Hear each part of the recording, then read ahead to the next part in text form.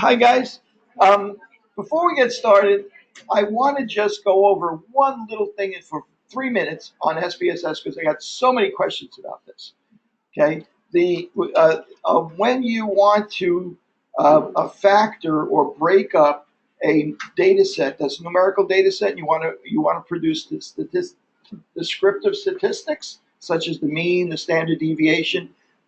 If you want to do it for the entire sample that you have, you just go into Analyze, Descriptives, and then go into Descriptive Statistics and move the variable, that numerical variable, into the box called the dependence box, the one box that you get. Okay, just move it in there, and then you can, there's an option there where you can tell what kind of statistics you want to find. If you want to find the mean, median, you can check them off. However, frequently, as a matter of fact, probably more often, you're going to have a situation where you have a numerical variable, but you want to compare two groups. For instance, in the data set we've been working with, that North Carolina birth data set, you might be interested in something like the average ages of the mothers that smoked versus the average age of the mothers that didn't smoke, probably, or whatever categories you want to break it up into. Premature versus non-premature, the mother's age, drank versus I don't think drink works very well because I think the number of women that admitted drinking during pregnancy was very small, so the sample size is too small to get like any useful results. But at any rate, very frequently you want to break up a numerical variable into two values for a categorical variable. And it's really simple. The difference is, and let me just open it up so that we can see it. Okay, take the same approach. Let me see if I can't find the data set quickly. Okay, yes. Good, found it. Okay, so I'm going to go up here to Analyze, where I started all my analytical work. I go to Descriptives, and so far we've worked with four of these, really three, but we threw in a fourth. Can you guys see that? You know, what's that? I opened up the data set, North Carolina birth.sav, 800.sav. Okay, let me get back to it. Okay. And I'm going to go up to Analyze, Descriptive Statistics. And by the way, this is recording now. So if you don't get it as I'm presenting it now, you can get it later on. By the way, someone mentioned they had some issue like with the YouTube video from Thursday. Were you guys you were able to open it or it didn't work? Somebody tell me. You couldn't open it either? Okay, I'll upload it. Sometimes it doesn't process properly. Okay, so descriptive statistics. And so the three that we've really used so far is frequencies. We use that for categorical variables. How many mothers smoked, how many mothers didn't smoke, what percentage of mothers smoked versus didn't smoke, categorical. And then we go down to descriptive statistics. Descriptives, we use that for numerical variables, mean, median, standard deviation, and so on and so forth, but only looking at the data as a single group. If I click in there, you'll see a box comes up. There's only one box in there for me to move that variable. Now, I'm not going to move any of the categorical variables in there. I'm only going to move the numerical variables. And if I have more than one numerical variable, I can do the analysis for several of them at the same time. I can move in more than one. Under options, I can tell it which statistics I want, mean, median, standard deviation, and so on. Okay, now, if I'm more interested in splitting the numerical variable up so that I'm examining two different groups of women by category, smoke, didn't smoke, Hispanic, non-Hispanic, so on and so forth, I can go in here and instead, I'm going to hit cancel. I'll go to Analyze, Descriptive Statistics, and I'll go down to Explore. It gives me a lot more options. So now, in the dependence list, I put the numerical variable. Not that obvious, right? But the dependent means that the variable that you're working with that's going to influence something else. So that's the age of the mother is in there. Now the factor list, just like you would factor a number, factor 25, 5 and 5. You break it up into more than one thing. 35, 7 times 5. So you're breaking it up. So factor means you're going to break it up into more than one thing. So I'm going to take the marital status rather than me. I could have chosen what I mentioned before, but this time I'll just take marital status. Move it into the factor list. And I'm going to click on statistics just to show you it's automatically going to do almost all of the statistics you want. It doesn't really ask you to select. There is something in there that asks you what the confidence interval that you want is going to be. We're going to worry about that later on. Just leave it at whatever the default is. I'll click OK and OK. And now when I open it, instead of getting a single mean standard deviation, I get a big table that has a number of statistics: mean, standard deviation, variability. Yes. Sorry, what did you put in the I moved the categorical variable that I was interested in, like marital status, okay, or premature, or smoking status. Whatever is the groups that I want to break it up into. Okay, so it's always going to be a categorical variable in there. So I get all of these statistics for it, means, and you can read them and compare the means of the mean age for the mothers who were married is 29. The mean age of the unmarried mothers is 22.6. So I can see, gee, it looks like there's a difference there. Okay, and it also by default gives you a box plot that you can get to it. So if you're asked for a box plot, you know that using Explorers are automatically going to give you side-by-side box plots, so you don't have to worry about it graphing it separately. So again, give it a try. I know that was part of quiz 2, and that was like the last couple of questions or something like that. Some people struggled with it. I think you have extra time to work on number 2. Is it still open? Yes? No? Well, we'll see what we can do with that. I won't say anything at this point, but maybe we can sneak something there. Okay, so at any rate, I just wanted to get that in because I got so many questions on that, and we covered that in that Thursday section. I didn't get many people asking me questions in advance of the Thursday session. I'm going to do another session this Thursday at the same time. Next week I'll do it maybe another time. Maybe I'll do it on Tuesday night since we're not having an official class or something like that. So if you email me questions, remember, put BIOS610 in the subject line of your emails so that I can't miss them. My email program grabs them. It gives me an electric shock if I don't read them. So it actually does filter them and highlight them for me. So I can't miss. If you do that, I won't miss it.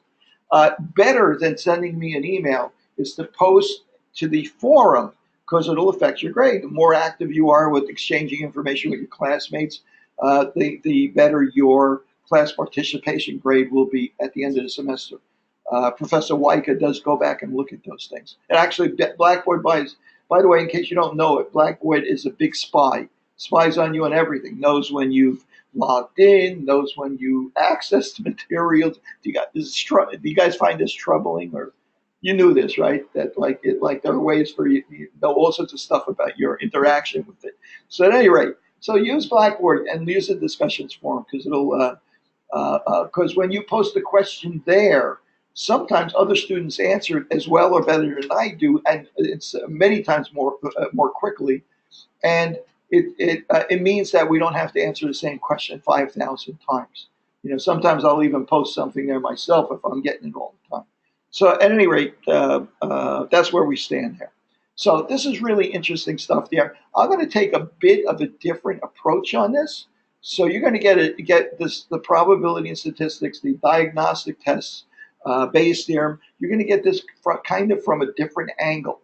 It's kind of like simplified for the way my mind kind of works. Okay. So the first thing I want to discuss is this idea of probability and the probability that an event might occur given a number of chances and stuff like that.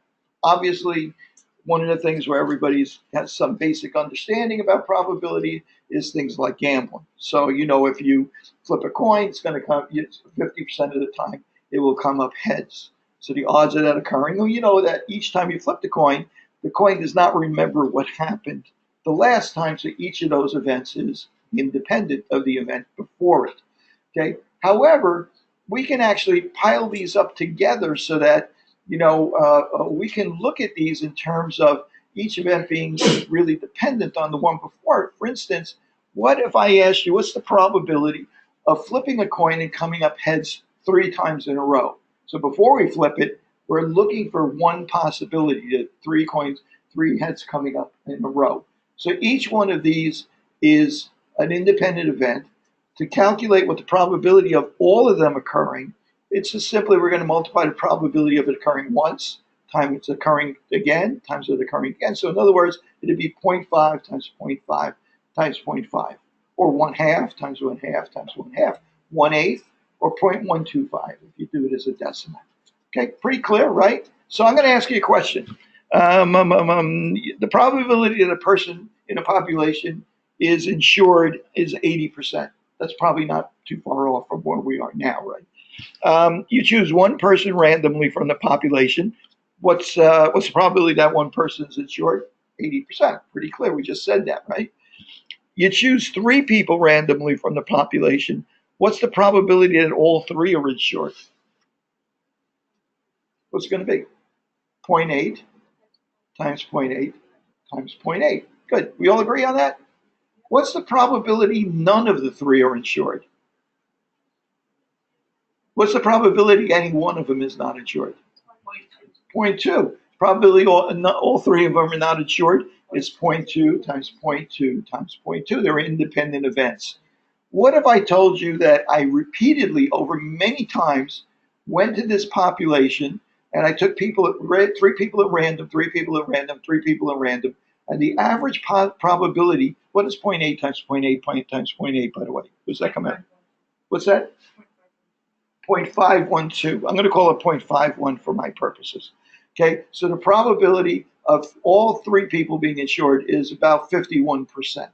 Okay, so now I repeatedly do this over and over again, and I average all my results. And it turns out that on the average, not 51, but 75% of the people are insured. What does that tell you about your sample when you took it? It's biased. It's not independent. If it were really independent, your result would be 51%, right? So what could make it biased? Well, maybe when you sampled, you stopped people that randomly stopped people that walking on the street, and maybe you hit a lot of family groups. So if one person in the family is insured, it makes it more likely that the other persons are insured as well. So there might be things that might. So that's one of the things we might want to take a look at. So let's see. Okay, 10 people insured is 0.8 times 0.8, 0.8, 0.8, and so on and so forth. So I'm going to move on from that. Good. Now, let's take a look at this from another perspective. Let's get all this junk out of the way. Okay, so now, I mentioned we mentioned the example of a coin. And in the example of a coin, we talked about only the probability of an individual event happening, heads, 50%, or all 3 events happening consecutively. In other words, flip 5 coins, what's the probability all 5 are tails? 0.5 times 0.5 times 0.5 times 0.5 times 0.5. Well, now, what if I asked you, what's the probability that if you flip 5 coins, that 2 of the 5 coins are heads? Well, let's see. How are we going to approach that? Is it 0.2 times 0.2? Not really. The problem we have here now, when we talked about all 5 of the coins being heads, all 5 of the coins being tails, there's only one way that can happen. It's if all 5 of them are heads or all 5 of them are tails. If I ask you what's the probability of 2 out of 5 tosses being heads, well, now we got a little bit of a problem, don't we? There's a lot of ways that can occur. You can have the first coin being heads, the 4th coin being heads, and all the rest being tails. You could have the first coin being heads, the 2nd coin being heads, and the next 3 tails. You could have, and so on and so forth. There are more than one way to satisfy that, and there are many different possibilities. There are out of those 5 possibilities those 5 times 5 times 5, 2 times 2 times 2 possibilities that you might have. So how can we kind of wrap our heads around that? Well, we're going to be working with binomial probability as we move on in the semester, but for now, we're going to take a very simple approach to it. And I'm hoping I can find a way to do this. I unfortunately don't have my graphics tablet with me, so I'm going to have to kind of fake it. Okay, I'll allow that. We don't need that. No.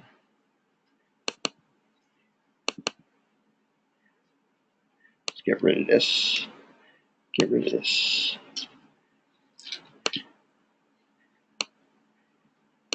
Okay.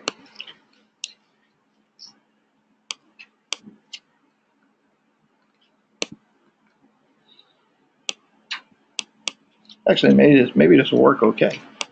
Okay, so I'm going to take my first flip of that coin, right? And there are two possible outcomes for that coin, tails or heads. So this first flip is going to be represented by either a heads or a tail. I don't want to do that.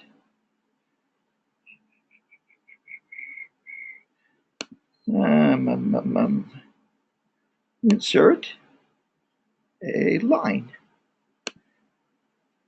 Okay, good. That's what I want.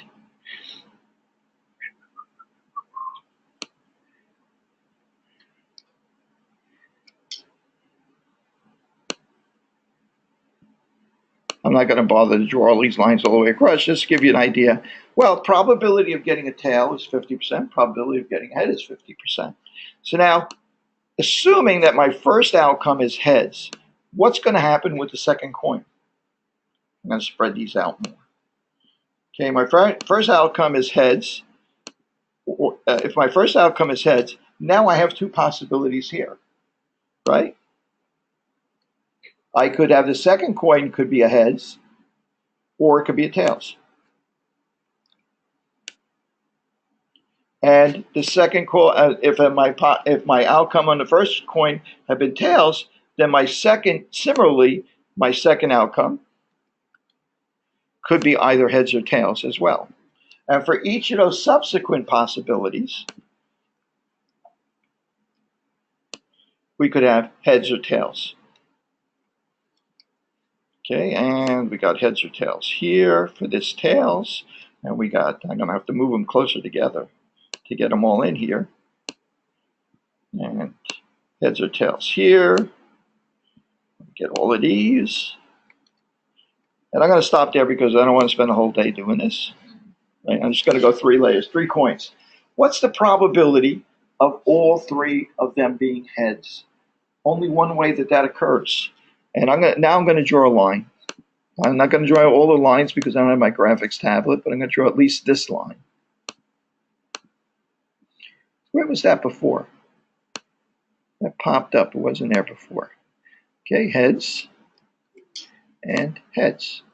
Right? So each one of these lines represents a 50% probability. 50%, 50% chance of being heads, and 50% chance the next one's heads, and a 50% chance the next one's head. 0.5 times 0.5 times 0.5. What does that come out to? 0.125. Good. 0.125. What do you think the probability is of all 3 of them being tails is? Same thing, right? Let's put that down there. Okay, so now, given that this first one was heads, then the outcome could have been 50. We have 50% that's heads, 50% that it's 50% chance it's tails, right? And then 50% chance that it's heads again, right? So 50%, 50%, 50%, 50%. The probability of getting heads, tails, heads is 50%. How about the probability of getting heads, tails? Oh, I'm sorry, let's see. Heads, this should be up here. How am I going to do this? How am I going to show this? Heads, tails. Oh, yeah, I got it. Okay, heads, tails, heads. What about the probability of heads, tails, tails? That's also 1.125. Right? 50%, 50%, 50% times 50%. And similarly, basically, you can see that this is going to be all the same, right? Each one of these outcomes is going to have the same probability. Okay, now let's go back and see what we got. What's the probability? The probability we already decided getting all heads is only 0.125. Probability of getting all tails is 0.125. What's the probability of getting two heads, as I mentioned before?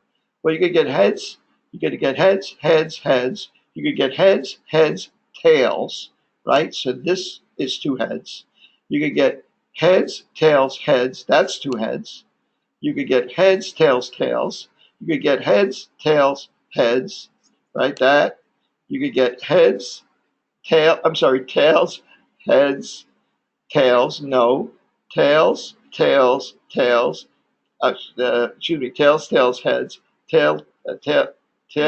tail, tails. There's one more here, I think, right? I'm wrong. Is there one more? Tails, heads, heads. And that's the only one that works for tails, right? Yeah. So what's the probability of getting two heads out of these? It's going to be the sum of these. If I add those all together, what do they add up to? 1, because it represents all the possibilities for these various outcomes.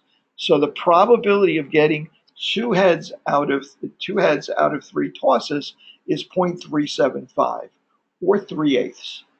Probability. What do you think? Probability of getting two tails out of 3 tosses? Same thing, 0.375. So that leaves 2/8 left, and those are the all heads and all tails. Okay, kind of interesting, right? We were able to account for all of these things. As we move forward, what you're going to see as we talk about diagnostic tests and other kinds of tests is that basically you're always looking at the percentage of the outcomes, the number of outcomes that satisfy your requirement over the total number of possibilities. Whether you're talking about diagnostic tests, Bayes' theorem, you're always talking about the total number of things that satisfy what you're after, number of 2 heads, for instance, over the total number of possible outcomes that you could have. Okay, talk about Bayes' theorem. You're talking about we're talking about positive predictive value. You're talking about the probability of a person having the disease, given that they've tested positive, over all the people that have tested positive. Outcomes that satisfy your requirement over all the possible outcomes. So as moving forward, it's going to become, I hope, a little bit clearer as we move forward. Okay, any questions about that so far? This can get a little confusing, right? Okay, so I'm going to get rid of that.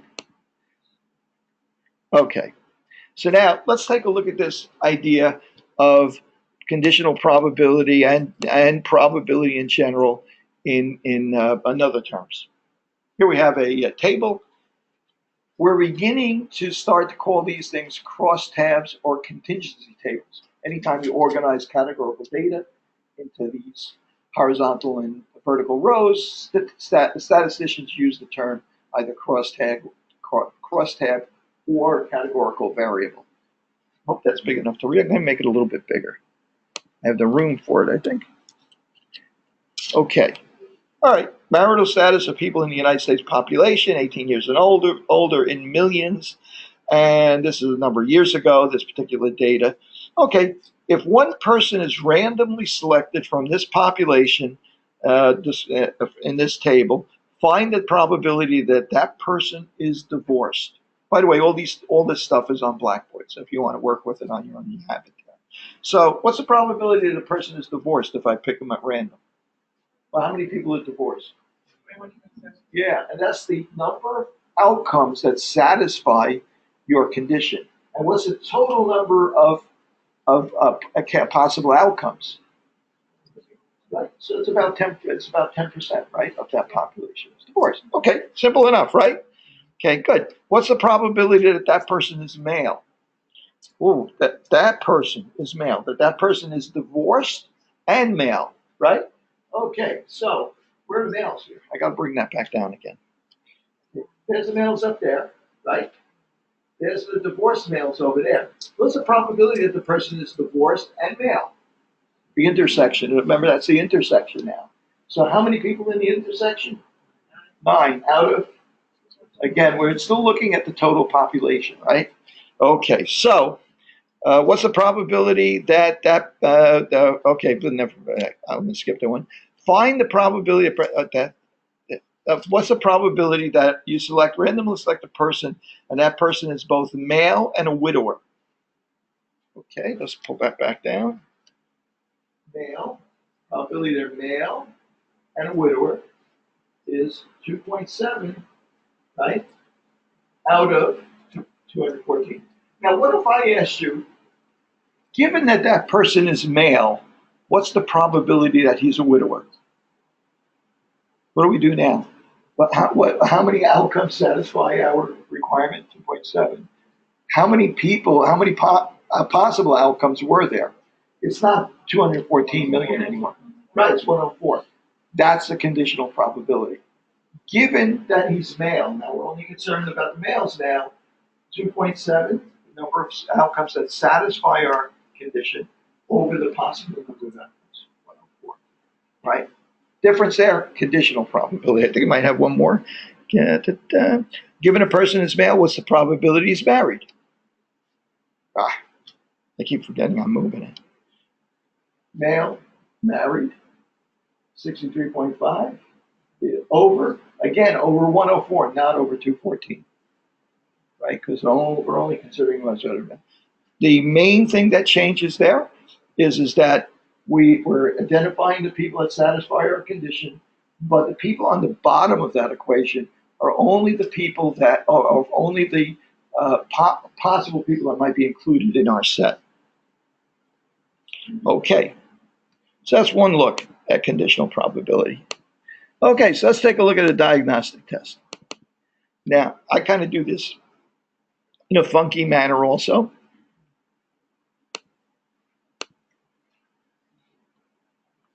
Okay. Actually, I don't want that filled in yet. I'll leave it there. Okay, so you are a drug company.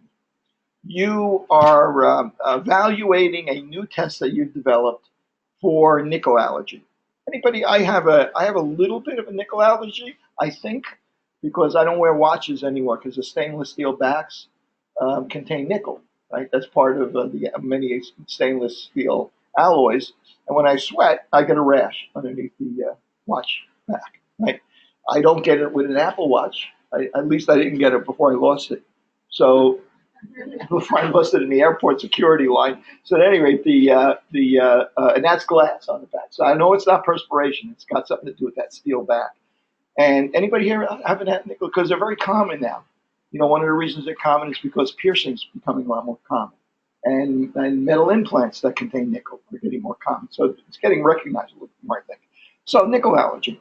Okay, let's say that I develop a quick test where a lot of times they use these challenges like patch tests and stuff like that. I think they still do that.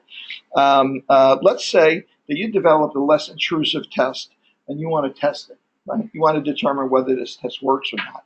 Okay, so you take 100 subjects that you know are sensitive to nickel and you try this test on them. Okay, and you find that out of 100 people, that 80 of those people turn out to be positive when you do this test.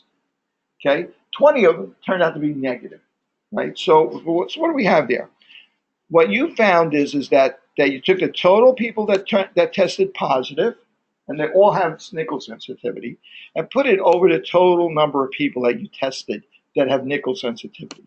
In other words, the total positives over the total positives and the false negatives. Okay, I'm sorry. Well, yeah, false negatives. People that tested negative but actually had the disease. Okay, that's called a sensitivity. When you apply that test to people that have the allergy or have the condition, 80% of the time it gets it right. Okay, they test positive. Sensitivity. Well, let's look at another term called specificity. This time, you're going to test it on 100 people that you know are not allergic to nickel.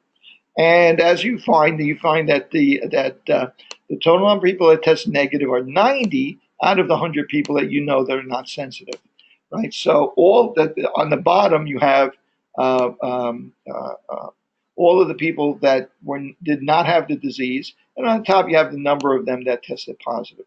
So 90 out of 100 people tested negative who didn't have the disease. So the sensitivity, how good it is at predicting that you don't have the condition, is 90%. Okay, so now that's nice, very nice. But now, you guys okay with that?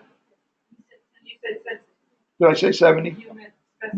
Specificity, yeah. Don't worry, by the time the evening's over, I'll be constantly switching it back and forth. So at any rate, but do correct me now because I'm recording this and like I always feel like an idiot when I can't go back and really edit it very well and I have to post them. But at any rate, so 90% sensitivity. Okay, so let's apply this now. Okay, so diagnosis. We're going to apply this now. We're going to use this in a population that has a prevalence of nickel sensitivity of 20%. Apparently, they're all my relatives, so 20% is pretty high number for prevalence, right? So we're going to apply this. The population's got 20% positive. So now I'm going to say I'm going to make up a number here. I'm going to say let's work with 1,000 people, a sample of 1,000 people. You want to know something? I think I want to do this in Excel. I think it's going to be easier to see in Excel. So I'm going to open up. I have a couple of like blank crosstab tables in Excel. Okay, now let's be patient while Microsoft tries to figure out why this is not working. Okay, so there's my crosstabs. I tend to use these tables a little bit differently than what we saw with Professor Weicker. Doesn't matter. You'll get the same answers. Just keep track of what you're doing, okay, and what's false positives, what's true negatives, and so on. Just make sure you don't get confused with that stuff. The reason, what I usually do is I put the exposure or the test in the rows, and I put the disease outcome in the columns, okay? And I usually put positive test or a positive exposure, like this person is exposed to lead or something like that. I put that in the top. And the positive outcome for the disease, I put that in the left column. You probably say to yourself, well, why am I being so compulsive about this stuff, right? But the reason why I do that is that when we get to doing some of these analyses with SPSS, you're going to find that your result tables will be a lot easier to interpret and a lot more organized if you do it this way. When we're doing it on Excel, it doesn't matter. You can do it either way because you're going to have to interpret it anyway. So let's say we're going to do it this way. So the first thing I'm going to do is I'm going to say that I'm going to look at a population of 1,000 people. Remember, the sensitivity was 80%, 0.8, and the specificity was 0.9, 90%. Okay, you could just put 90%, 80% in there. It really doesn't matter. Okay, so, and I said the prevalence was, what did I say, 20%? Okay. Okay, so this is my fake population that I'm talking about here because I'm projecting how would this test with this sensitivity and specificity act on a population like this. Okay, so if you have 1,000 people, how many people actually have the disease? If the prevalence is 20%. 200, right? Okay, how many people don't? 800, obviously. Okay, so now the sensitivity is how good it is at identifying that people that have the disease. In other words, these 200. Its sensitivity is 80%. How many people are going to test positive that have the disease? 20 is going to be 40 people, right? Everybody agree with me on that? I don't want to. Sure. I have 200 people that have the disease. If the sensitivity of the test is 80%, it's going to get it right 80% of the time. I got that wrong, didn't I? Yeah. I was thinking prevalence. 80% is 160 people. Okay. And 40 people are going to test negative. Okay. Now you want to know something? In this table down here, for the moment, I want to put something here. Okay. These are people in that box. These are people that test positive and have the disease. It's true positives. Down here are people that have the disease but tested negative. So what are they? They're false negatives. Not positives. They tested. They tested negative. Remember, because in their bottom row they tested negative. So they're false negatives. They actually have they're in the column that has the disease, but they tested negative. Okay. How about down here? These are people that don't have the disease and test negative. Those are true negatives. Okay. And how about people that don't have that test positive, right? But don't have the disease, right? Those are positives, right? What kind of positives are they? They're false positives. Okay? So look for those intersection there and what they mean. Okay. All right, good. I just wanted to go through that. So 160 is our true positives. 40 is our false negatives. They have the disease. So out of these 800 people that don't have the disease, how many of them are going to be correctly tested negative? In other words, be true negatives in that lower box. Well, 80% of them, right? 80% of 800 is 640, if I'm not mistaken, right? So how many people does that leave that test positive? 160. Am I right there? I am right. No? 180. 80% 800 is 640, correct? Equals 800 minus. Oh, I'm sorry. You're right. It's, jeez, I'm getting old. Okay. 90% of 80 is 720, correct? Am I right there? Okay, that leaves 80. Okay, now it's making more sense. Okay, so out of 800 people, 90% of them are correctly identified as not having the condition. Negative test, no disease. Okay, so that leaves 80 people, gets it wrong 10% of the time, that tested positive in this case. Okay, so let's move this over to here and say how many people actually, out of these 1,000, how many people actually tested positive? 240, right? How many people actually tested negative? 760. Whoops. Okay, and if I didn't screw it up, they should add up to 1,000. I got lucky and it did, right? So they added up to 1,000. Now, let's take a look at this. One of the things we're interested in with diagnostic tests is if we get a positive test, we want to know whether or not we have the disease. But clearly, a positive test does not always mean that you have the disease. Most screening tests have a property of not having a very high predictive value. The reason why you use a screening test is because it's cheap, it's easy, and it's non-invasive. So you tolerate a kind of a lower level of predictive value. You tolerate false positives because you can screen most people out with that initial test. Okay, so let's see what our predictive value for this test is. If you took this test in your doctor's office and you tested positive, what's the probability that you would actually have a nickel sensitivity? Let's see. How many people tested positive that had the disease?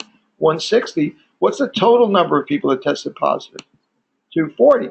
So our positive predictive value is equal to 160 divided by the total number of people that tested positive, which is 240. Our positive predictive value is 67%. Good. Seems pretty clear, right? All right. So now let's take this to the next step. What do you think of that, 67%? Not bad, right? Okay. I mean, now you may have to you may not immediately go for treatment or take drugs or something like that or go to a more invasive test, but at least you know that now that I've tested positive, I probably do have this condition. Well, let's do this again with exactly the same numbers, except exactly the same techniques. I'm going to get rid of this here so I can use this bottom table, and we can compare these side by side. Blank them out, and I'm gonna take the same sensitivity and the same specificity.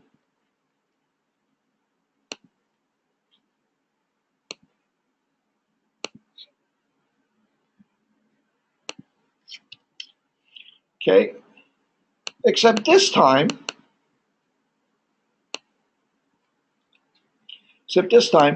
I'm going to use a population that has a prevalence of 1% instead of 20%. Much lower prevalence. Same test, 80%, 80% sensitivity, 90% specificity, exactly the same test. The only thing different is we're applying it to a population with a lower prevalence. Okay, so we'll take that same 1,000 people. How many people in this population now have this condition? Only 10 of them, right? 1% of them. Okay. And out of those 10 people that have a nickel sensitivity, how many of them do we correctly predict by testing positive? Sensitivity is 80%. So 80% of the 10 people is 8 people. 2 of them test negative even though they have the nickel sensitivity.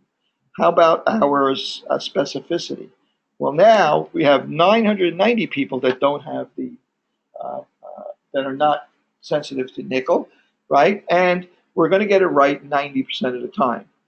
We're going to get it wrong 10% of the time. So that's 99 people we're going to get it wrong for, right? So that's going to leave 891 people, I believe, that don't have the nickel sensitivity, that are true negatives, right? Okay, I use specificity. Specificity is 90%. Out of 990 people, you would get it right 90% of the time. 90% of 990 is 891. Yeah, and 10% of the time, 1% of the time, you would get it wrong, right? Which would be 99 people. Okay, so, or 1% of the time, right? 10%. I got that right? 90%, yes, 10% of the time you get it wrong, 99 people. Okay, so this time, how many people tested positive? Anybody want to hazard a guess? 107, right? Oops. How many people tested negative? Right, 893. Yeah, 893. Okay, so now, what is our positive predictive value equal to? It's equal to the number of people that tested positive that actually have the disease over the total number of people that tested positive. Let's think about that for a second. Our positive predictive value, let me bring this over to the side here so we can see it a little bit better. Our positive predictive value, right? What is that? That's the probability, that's the number of people that tested positive over the number of people that had the disease that tested positive over the total number of people that tested positive. In other words, that's the probability of having the disease given that you've tested positive. So that's, if we put that into parentheses, what's that going to look like? That's going to look like the probability, P, the probability that you have the disease given that, usually we use a pipe symbol that's straight up and down, given that you tested positive. That's our conditional probability. Right? The condition is that you tested positive. How many of them actually have the disease? What did it come up this time? 7%. Same test. What was the positive predictive value before? 67%. Big difference, right? And that's in a disease that is prevalent in 1%, right? If we screen all women in the United States today for breast cancer, what percent of the women would have an active case of breast cancer right at the moment? Be less than 1%, right? Way less than 1%, right at the moment, right?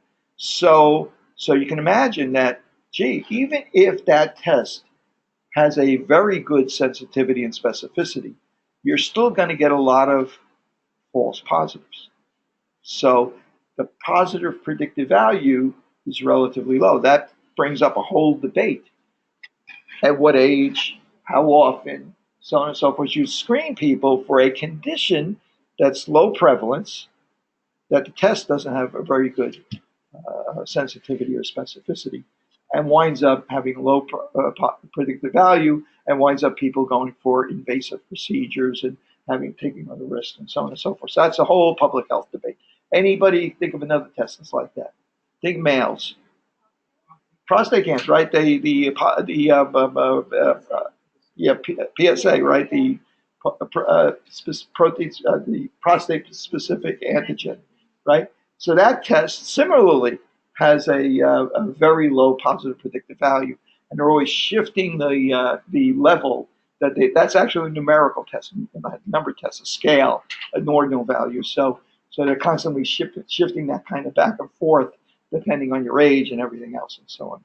So yeah, that's another one. And pap smears, similarly, right? They're very widely used, and you wind up having a very low positive predictive value, not because it's such a bad test, but because the prevalence at the moment you're giving the test to many, many people is relatively low. Okay, so that's interesting. Let's take this to the next step. Let's see if I can do this here without messing this up. I think I have one that's here.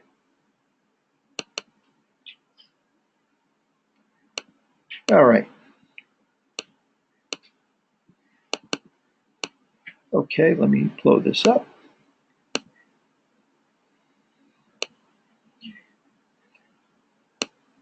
Why can't I move that?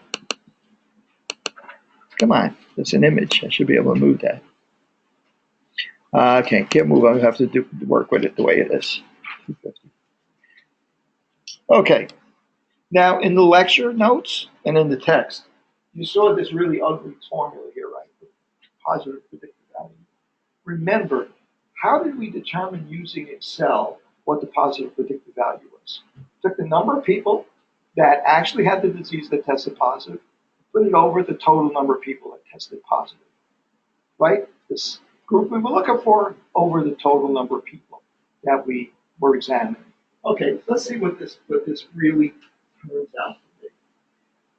The prevalence is the percentage of people in the population that have the disease, right? Okay, let's see. Let's see, number of people in the population that have the disease. And this is the sensitivity, 80%. Let's say on a test we just did, it's 80%. I'm going to work with the first test we did. What was the prevalence in the first group? It was 20%, right? And the sensitivity was 80%. Right? So let me think for a second here. That means that of all the people that are in here, I'll get it right 80% of the time. So if the prevalence is 20%, and if I multiply that by the sensitivity, that's the sensitivity is 80%. 20% times 80% gives me 16%, right? So 16%. So 16% is the percentage of people that will that have the disease and will test positive. How many people have what percentage of people have the disease? 20%. But only 16% of them, 80% of the sensitivity, will test positive. That's 16% of them. That's the people that are T plus and D plus. They both have the disease and they tested positive, right? Now down here, underneath that, without looking at that, I say to myself, what do I want underneath there? Well, I want all of the people that tested positive, whether they have the disease or not. Isn't that what I did with Excel when I worked that out? I had the total number of people that tested positive and had the disease, right, over all the people, that row across the total that tested positive. So how do I get that? Well, first I have this. I just echo this. Sensitivity times prevalence is my people that have the disease and test positive. That's my first group that tested positive. But there's another group that tested positive. My false positives, people that don't have the disease that also tested positive. And I got to add those two groups together to get the total number of positives that I have. Right? So how do I get that? Well, first of all, the specificity, the prevalence is the number of percentage of people that have the disease in the population. I don't want them. I want the people that don't have the disease, which is 80%. So 1 minus the prevalence is 80%, right? So out of that 80%, the people that don't have the disease in this population, I want only the ones that tested positive. Well, the specificity is 90%. So that means I get it wrong 10% of the time. So I want those 80%, 1 minus the prevalence, those 80%. I only want the 10% that got it wrong. What's the 10%? How do I get to 10%? 1 minus specificity, which is 90%. So 10% times 90 times 80% is 0.8. 1 minus the prevalence is 0.8, right? Times 0.1. 0.8 times 0.1 is 0.0 is 0.8 times 0.1 is 0.08, right? So we have 0.08 here. Anybody remember what we had up here? 0.16. Okay. And over here we have 0.16. So we have 0.16 divided by 0.16 plus 0.08, if I got it right. Let's see what that comes out to. Okay, so I'm going to do the top first is equal to the sensitivity is 0.8 times the prevalence, which is 0.2. Okay, and on the bottom I have two groups here. I have equals the same thing, 0.16. I'll just put 0.16 rather than recalculate it. And over here I have, I've got, this is equal to 1 minus the specificity, which is equal to 1 minus 0.9, which is 0.1, times 1 minus the prevalence, which is going to be 80%, 0.8. That's equal to 0.8. So on top, I have 0.16. On the bottom, I have the sum of these two. The percentage of the population that tested positive, whether or not they had the disease. So my prevalence is going to be the top divided by the bottom, which is 0.67. It's a Christmas miracle. It came out right. Okay, trust me, I'm about maybe 70% doing this the first time out. Okay, that's pretty cool, right? That explains this nasty formula over here. And if you turn yourself on your head and spin around 4 times, you'll be able to figure out the negative predictive value the same way. It's just the percentage of people that test negative that really are negative over the total number of people that test negative. And if you really sit down and reason it out, you'll get to that point also. Okay, I'm going to stop there for a second. How you guys feel about this? Make sense? Yes. Oh no, couldn't you just do it? I had purposely made it complicated. I'm sorry, go ahead. Can you do 160 divided by 240? Yeah, absolutely. That's what we did. That's exactly. That's what. Well, the thing is that remember, I constructed a fake population. Now, the way that you might actually come across this is, for instance, what if I gave you a situation where I have a diagnostic test, the prevalence is, let's say the prevalence is 90%, prevalence in the population is, say, 5%. And the sensitivity of the test is, might as well spell it out. Sensitivity of the test is, say, 80%. Oops, 0.8. And the specificity of the test is 0.95. I'll make it a little bit more complicated. Okay, and I ask you, what's the positive predictive value of that test? Right. Well, it'd be a little bit cumbersome to go back and now create. Remember, I created a fake population. Not only that, what if the prevalence were like only 1 in 10,000 or something like that? Right, then you'd have to be very weird working with that table. You need, in order to avoid the fractional people, you would have to have make a fake population of 1 million people and try to figure it out and stuff like that. Given what we know here, I'm going to move this up here so that we can see both at the same time.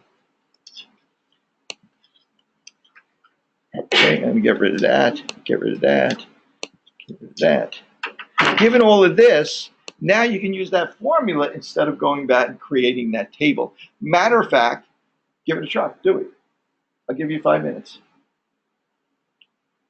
I'll see if I can't blow this up a little bit more. Anybody watching me online, by the way? Let me see. No, nobody is, just me. Just so you know, The way I'm doing this is that I'm working on this laptop, right?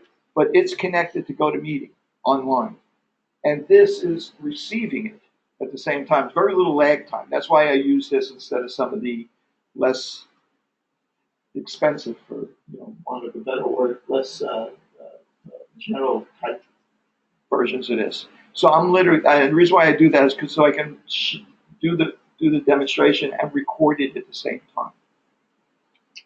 So you log in to my GoToMeeting link, go to meet.me/CUNY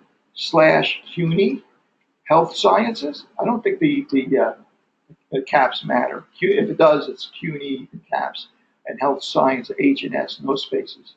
Health Sciences, and you'll be able to log in from your computers here as well. If you're in the back and you can't see the screen or something like that, you'll be able to see the screen on yours. Okay, but this is literally what you would see from home or on your screen. What's on this screen right here. Okay, so you guys work on it.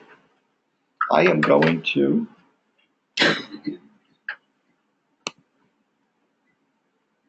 what am I going to do? I want to try and do it myself, except I don't want to give it away. No, I'll wait till you guys work on it.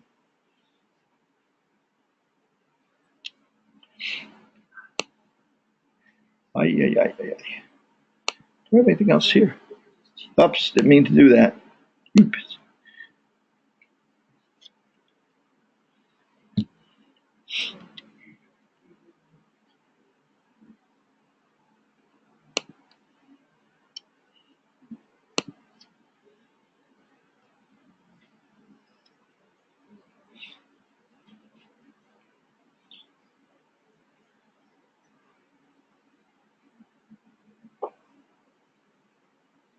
And after you do all this, figure this all out, learn it, do it on the quiz and stuff like that. Maybe next week I'll let you in on. I can't do it next week. We won't be in next week. I'll let you in on a secret that you can find calculators to do this all over the internet. Just plug in the sensitivity, prevalence, and specificity. It'll give you the positive, negative predictive value, some other stuff.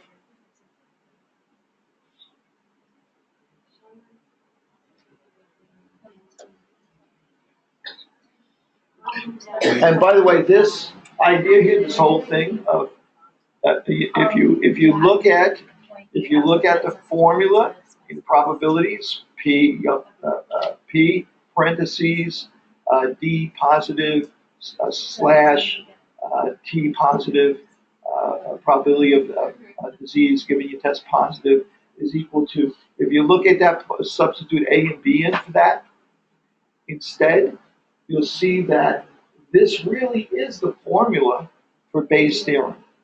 And it's literally just the results that satisfy your conditions over the number of results, the total number of results.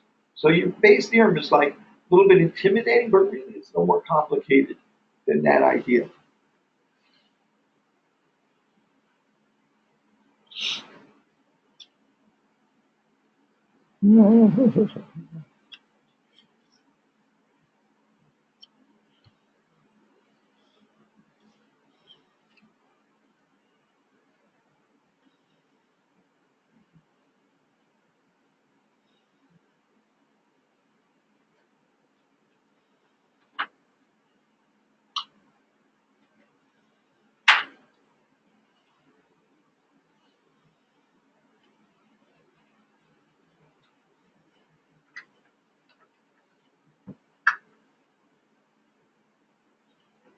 To be or not to be. Anybody here has ever seen a movie called To Be or Not to Be? It is a little dated. It's Jack Benny, so I would have expected too many of you saw it.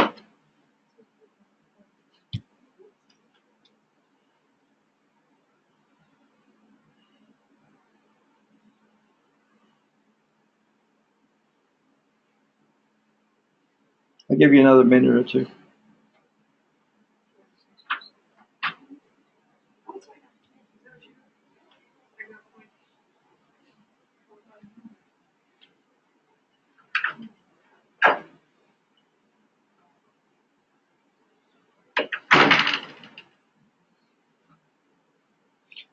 I think I'm going to give you another kind of like puzzle to work out from a different perspective. And then maybe we'll take a real quick look at quiz 3 just to see if there's any surprises. Right, that's the one that's due next week. Right? This week was quiz 2. Next week's quiz 3. Yeah, let's get a preview of quiz 3. See if there's any surprises in there. I think if I don't get a lot of questions ahead of time, I think for the next online session, I'm going to just maybe go over the first 2 quizzes so that we know all the answers to that stuff. There are answers on, like printed answers, documents, Word documents that give you the answers, but sometimes that's a little hard to interpret. Okay, so I'm gonna work on this myself. You can be looking over my shoulder basically. So the top of this equation is going to be equal to the sensitivity times the prevalence. Prevalence is 5% of the population, and times the specificity, the sensitivity. 5% of the population, 80% of the time, the population's prevalence is 5%. 5% of the population have the disease. The percentage of the time that those 5% test positive is 80% of those 5% are going to test positive, times 0.8. Hence, that is the percentage of people in this population that have the disease and test positive. Okay, on the bottom, I'm going to take that again, do the same thing, 5% times the sensitivity, right? That's 4%. Those again are the people in the population test positive. But we also have other people that test positive. Those are people that don't have the disease that wind up with false positives. Okay, so how do we get that? Well, let's see. That's going to be it's going to be 1 minus the sensitivity, the specificity, which is the specificity is 95%, so it's going to be equal to 0.05, right? Times 1 minus the prevalence. Prevalence is 5%, so 1 minus that is 95%. So you have 95% of the people that should test negative, but 5% of the time it gets it wrong and makes it positive. So in that cell now is all the people that are false positive, or percentage of people that are false positive. Oh, I put in okay. Put in a comma there instead of a period. And that's that. So what is the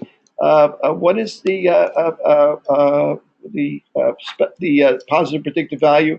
It's 4% of the people who test positive who have the disease divided by the sum of these two, which is the percentage of people that test positive altogether. So I get a positive predictive value of 45%. You guys agree with me? Good. Right? Simple. Right? Well, not simple, but simple enough. Right? Okay, so now I'm going to throw another one at you. I'm going to go back to the first table. Okay, let me see if I still got that window open. Cross tabs. Okay, and I'm going to test this on, it's kind of similar to the table, the crosstabs that you got from Professor Wyka, except again, mine, the tests are in the horizontal row. Don't get fooled by that. It should, works the same way. So, except this time, I am going to do this way. And they may not come out even, but, okay, so I'm going to say I have a population of 1,000 people. And of that 1,000 people, I'm going to say 100 of them have the disease, 900 of them don't have the disease. Out of those 100 people, 70 of them test positive, 30 of them test negative. And let's see, I'm going to get rid of this. I'm going to get rid of this.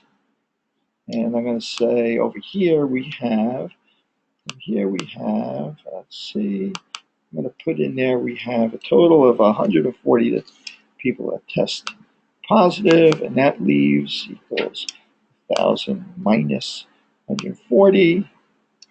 Okay, good. Fill in the rest of the box and tell me what the positive predictive value is.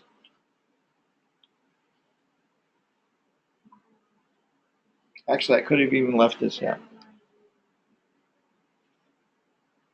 Right? Should be easy enough to fill in that box.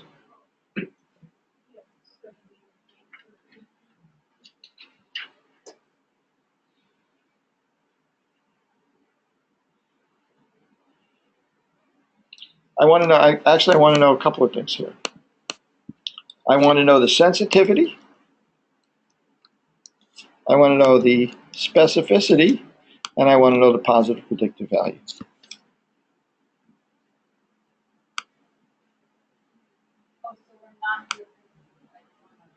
I'm sorry, say it again?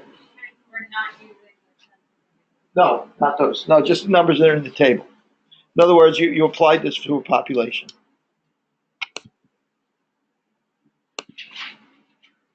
Oops.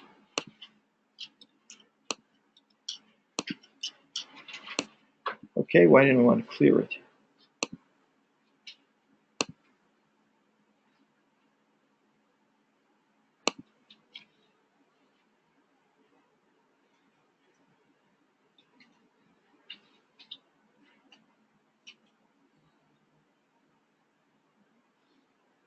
Give me 2 minutes on this one.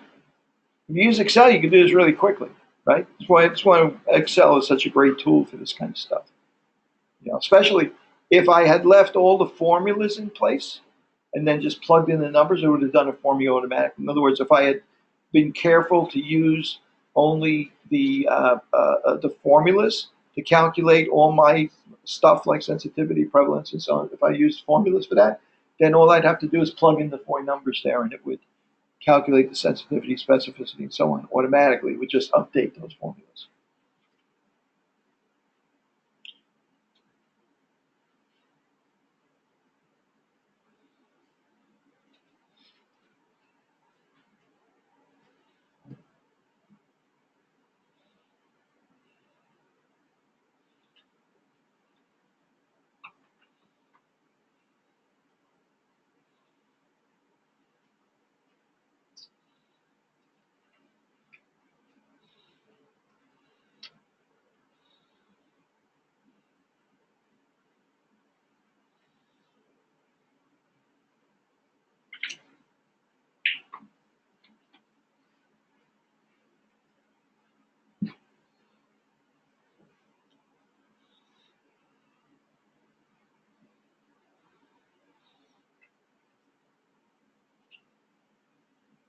Okay, I'm going to go ahead and start solving it. I know I don't have too much time to give you, but okay. So how many people tested positive? Well, total of 140 tested positive, so this is going to have to be 70, right? I'm not even going to bother to calculate. 860 people tested negative. We already have 30 here, so this is going to be 830. Okay, let's check this out. Sure, it looks right? 900 adds up to 1,000, and so on. So it looks pretty good. Sensitivity. That's the percentage of people that test positive that actually have the disease. So that's going to be equal to 70 people that test positive actually have the disease over 100 people that actually have the disease. So it got it right. For this 100 people, it got the test right for 70 out of 100. What's the specificity? The specificity is going to be equal to the number of times that it correctly predicted that people did not have the disease. It did that 830 over 900 people who didn't have the disease total. So the specificity is 0.922. Now, I could use that formula. Now that I know specificity, sensitivity, I could use that formula if I wanted to, because I know the prevalence. The prevalence now I know to be also is going to be 10%, right? Because 100 people out of 1,000 have the disease. And the positive predictive value is going to be the number of people that test positive that have the disease, 70, over the total number of people that test positive. So this positive predictive value is 50%. Person gets his test, 50% chance he actually has the disease. Okay, let me just open up Blackboard. Take a quick look.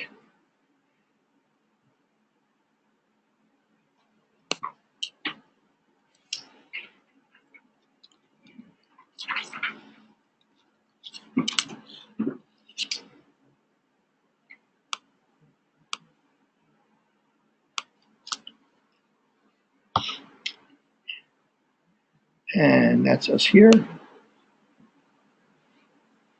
And quizzes. And quiz 3. Okay, let's see what we got. Okay, so what do we have here? Complete the conditional proportional table. Blah, blah, blah. Overall, what percentage surgical patients was discharged delayed? This is kind of a table like we saw that crosstabs table where you have to figure out how many people satisfied a condition how many were selected.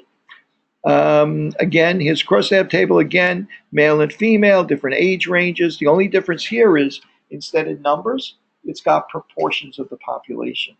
So what percentage of the people were male and 60 to 69? You really don't have to do a division because you already know it's 19%.